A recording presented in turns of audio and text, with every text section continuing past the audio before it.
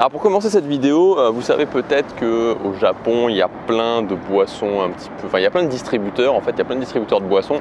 Pourquoi il y a des distributeurs de boissons? Tout simplement parce que l'été, je suis déjà allé l'été, il fait extrêmement chaud, comme en Corée d'ailleurs, il fait des températures, c'est juste la folie. Et du coup, ils peuvent se rafraîchir. Et donc, je suis toujours tenté de goûter un peu des nouvelles boissons. Et là, j'ai été victime de la publicité, je dois bien l'avouer, puisque dans le métro, un petit peu partout, il y a une pub avec l'acteur Tommy Lee Jones. Je ne sais pas si vous connaissez, il a joué notamment dans Men in Black et dans plein d'autres films. Et c'est tout simplement, il est sur une bouée, il est sur une grande bouée à Hawaï. Et donc la boisson, c'est celle-ci, Boss, Pride of Boss. Alors ça a allumé la flamme du boss en moi et ça m'a donné envie de goûter. Et donc je vais la goûter ici. Alors celle-là, celle que j'ai pris, c'est quelque chose de chaud. Ça a l'air du café. Donc à mon avis, ça va être quelque chose de plutôt assez sympa. Donc je vais goûter ça.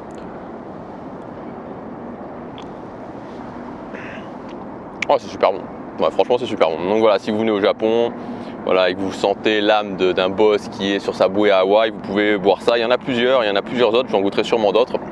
C'est vraiment assez sympa. Alors cette petite découverte, je vais dire culinaire, c'est pas ça, gustative est en fait. Alors aujourd'hui je voulais vous parler d'une chose, c'est de l'état d'esprit. Alors pour moi il y a quelque chose qui est justement une certitude, c'est que ce qui retient n'importe qui d'atteindre son objectif, peu importe l'objectif, peu importe ce que vous voulez, que ce soit une meilleure image, que ce soit être plus sociable, on ne me voit plus mais c'est pas grave, que ce soit des objectifs financiers, bref, peu importe, des objectifs d'accomplissement, créer une entreprise, bref, peu importe ce que vous voulez, ce qui vous retient et peu importe qui vous êtes, c'est le passage à l'action. C'est valable pour n'importe qui, pour n'importe quel objectif. Ce qui vous retient, c'est uniquement le passage à l'action. C'est-à-dire que vous pouvez vous mettre une robe blanche, vous raser la tête, courir dans un champ avec une harpe. Vous pouvez faire ça si vous voulez. Ça ne changera jamais qu'au bout du bout, quand vous reviendrez, quand vous poserez la question de pourquoi j'atteins pas mon objectif, pourquoi j'atteins pas ce que je veux, c'est juste l'action, juste le fait de prendre des actions. Si vous ne prenez pas des actions, il ne peut rien se passer. Il ne peut absolument rien se passer si vous ne prenez pas d'action. Donc, partant de ce principe-là, partant de moi ce que je considère comme une vérité absolue, pour moi c'est vraiment une vérité absolue, si vous ne prenez pas d'action, il ne peut rien se passer. Il y a deux choses impératives pour justement se faciliter le passage à l'action au quotidien. La première chose, j'en parle régulièrement, c'est les habitudes. Mettre en place des habitudes, c'est un moyen d'automatiser la prise d'action. C'est le meilleur moyen pour automatiser la prise d'action, ça devient facile, on s'en rend plus compte et surtout après ce qui se passe, c'est que ça devient plus difficile d'arrêter que de continuer. Il y a des habitudes aujourd'hui que je fais, c'est absolument incroyable. Par exemple, le fait de faire des vidéos. J'en ai déjà parlé il y a pas si longtemps que ça, mais je crois justement j'étais à Tokyo. Il y a des moments où j'ai pas du tout envie de faire la vidéo, croyez-moi, parce que c'est une journée où j'ai pas, par exemple quand je suis en voyage, typiquement, c'est le cas. J'ai pas envie, mais c'est plus fort que moi. C'est plus fort que moi. L'habitude est plus forte que tout. C'est comme le fumeur, l'habitude est plus forte. C'est la même chose quand vous mettez en place des bonnes habitudes. Donc ça, c'est la première chose, l'habitude. Et ça, c'est au niveau logique. La deuxième chose dont je voudrais vous parler aussi, qui est quand même quelque chose d'important, qui est vraiment quelque chose d'important, c'est l'état d'esprit. Pourquoi il y a des gens qui réussissent, qui sont exactement le même parcours que d'autres, qui réussissent alors que d'autres ne réussissent pas? Il y a un exemple qui m'est venu en tête tout à l'heure quand je pensais justement à cette vidéo, qui est vraiment, je trouve, tout à fait en accord avec le pays dans lequel je suis, c'est l'exemple de Honda. Donc, vous savez, Honda, c'est une grosse marque ils font des motos, ils font des voitures. Et Honda, quand il a commencé, je crois que c'était dans les années 40, dans les années 50, il me semble que j'ai lu ça dans le livre Awaken the Giant Within de Tony Robbins.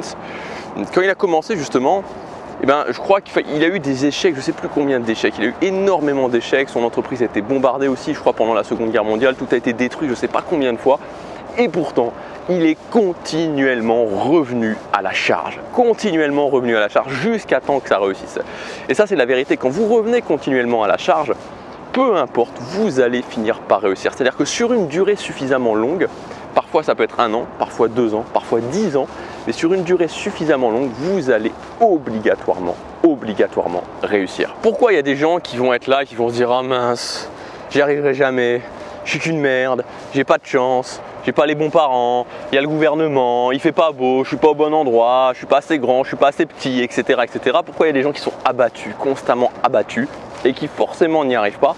Et pourquoi il y a des gens qui disent « Ok, je galère, ok, j'en chie, ok, c'est difficile, mais je ne m'arrêterai pas tant que je n'aurai pas réussi. Je ne m'arrêterai pas tant que je n'aurai pas réussi. » La première chose sur laquelle vous pouvez travailler, c'est tout simplement votre voix interne, ce que j'appelle votre voix interne. Vous savez, on a tous une voix interne, on a tous des pensées, on a je ne sais pas combien de milliers de pensées au quotidien qui sont là. Et on se parle en fait, on se parle en permanence. Souvent on s'en rend pas compte, mais on se parle. Et cette voix interne, moi je la vois un petit peu comme un coach. Je la vois un petit peu comme un coach, comme vous avez une équipe de football. Et qu'est-ce qui va se passer pour une équipe de football, une équipe de 11 joueurs, si le coach il est sans arrêt en train de dire à cette équipe « Vous êtes des merdes, vous êtes mauvais, vous n'allez jamais y arriver, vous gagnerez jamais ce match ». Qu'est-ce qui va se passer à votre avis? Ben, ils ne vont pas gagner. Ils vont pas gagner, c'est justement pour ça qu'on prend un coach. Le but du coach, dans une équipe de football ou dans n'importe quel type d'équipe, c'est de transcender son équipe. C'est de permettre de libérer le potentiel de son équipe. Et peut-être que vous, moi ça a été mon cas, et même aujourd'hui encore à certains moments c'est mon cas, ma voix interne, mes pensées, mon dialogue interne, il joue le rôle d'un coach de merde. Il est là en train de me dire t'es pas bon, tu vas pas y arriver.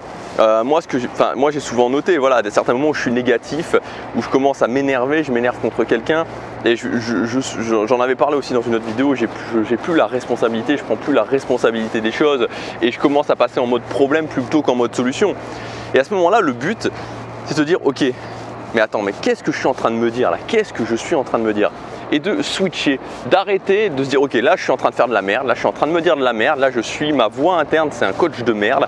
Il faut que moi-même je le repasse dans le bon sens, moi-même je le repasse dans le positif. Et le positif c'est pas se dire tout est merveilleux, le positif c'est se dire ok, oui il y a des problèmes, oui il y a ça qui va pas, oui il y a ça qui va pas, oui il y a cette personne qui m'ennuie, oui j'ai pas envie de faire ça, ou tout ce genre de choses, mais qu'est-ce que je peux y faire? Quelle est ma responsabilité et quelles sont les solutions que je peux amener par rapport à ça? Et à partir de ce moment-là, à partir du moment où on commence petit à petit à penser comme ça, ben on évolue et on fait évoluer son état d'esprit. Et c'est important de s'en rendre compte. Et souvent on a des blocages, c'est-à-dire que souvent je le dis à certaines personnes et je me rends compte que ces personnes-là, ben, ils n'ont pas vraiment envie de faire ça, ils n'ont pas vraiment envie de changer leur voix interne, ils n'ont pas vraiment envie de changer ce coach interne. C'est impératif de le faire. Vous avez le contrôle, vous pouvez le faire, vous pouvez modifier votre voix interne. Et quand votre voix interne elle commence à jouer le rôle d'un mauvais coach de football, du mauvais coach d'équipe, ben c'est à vous de la remettre sur le droit chemin. D'abord logiquement, d'abord vous entraînez régulièrement à le faire et vous allez voir que petit à petit, vous allez prendre le pli petit à petit.